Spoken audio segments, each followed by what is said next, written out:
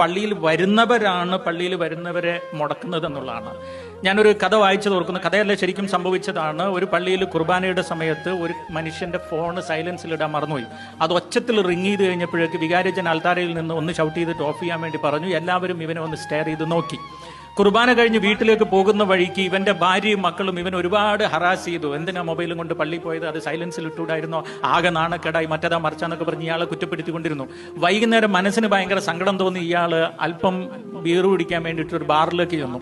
അവിടെ ചെന്ന് ഇയാൾ ബീറ് കുപ്പി എടുത്ത് കുടിച്ചുകൊണ്ടിരിക്കുന്നത് കയ്യിൽ നിന്ന് താഴെ വീണ് പൊട്ടിപ്പോയപ്പോൾ എല്ലാവരും നോക്കി. ഇയാൾ വിചാരിച്ചു എല്ലാവരും ഇയാളെ കുറ്റപ്പെടുത്തും, വഴക്ക് പറയും, ബഹളം ഉണ്ടാക്കും എന്ന് വിചാരിച്ചു.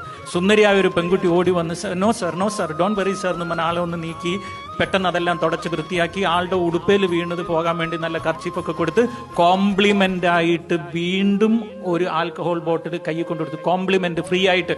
എന്നിട്ട് പറഞ്ഞൊരു കാര്യമുണ്ട്, mistake is common, it can happen for anyone, it is to be corrected. തെറ്റുകൾ ആർക്കും സംഭവിക്കാവുന്നതാണ്, അതെല്ലാവർക്കും ഉള്ളതല്ലേ, അതുകൊണ്ട് സാരമില്ല, താങ്കൾ ഇത് ഫ്രീ ആയിട്ട് കുടിച്ചോളം പറഞ്ഞ് കൊടുത്തു. അന്ന് മുതൽ അയാൾ പിന്നെ ബാറിൽ നിന്ന് ഇറങ്ങിയിട്ടില്ല. ഇയാളെ ഇങ്ങനെ കള്ളുകൂടിയനാക്കി മാറ്റിയത് ആരാണ്? പലപ്പോഴും നമ്മൾ പള്ളിയിൽ പോയിട്ട് ഭയങ്കര പ്രാർത്ഥനയും ഒച്ചവെപ്പും ഭയങ്കര ഭക്തരുമാണ്, പക്ഷെ മനുഷ്യനോട് നന്നായി പെരുമാറാൻ നമുക്കറിയില്ല.